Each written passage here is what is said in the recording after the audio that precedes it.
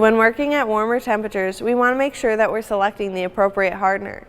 You may want to use our 209 Extra Slow Hardener. Our 105 resin with our 209 Extra Slow Hardener is especially helpful for working over dark colored surfaces, as they can get especially hot in the sun. Just remember that when using the 105 resin and 209 Extra Slow Hardener, your project needs to stay above 70 degrees, the minimum cure temperature. You can increase the working time by storing them at a moderate temperature before beginning your project.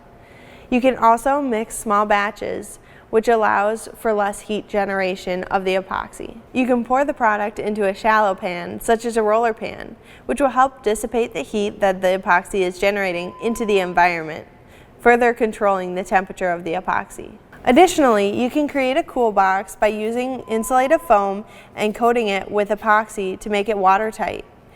Then you can fill the box with tap water to ensure that the heat generated by the epoxy is pulled away, allowing you to have a longer working time with it. Keep in mind that when working in warm temperatures, your recoat window will also be affected. We can use the general rule of thumb that for every 18 degrees Fahrenheit temperature change, we're going to affect the cure speed of the epoxy by a factor of 2. That means if we're used to using the 105 resin with the 206 slow hardener at 72 degrees in a thin film, we might be used to a 2-hour working time.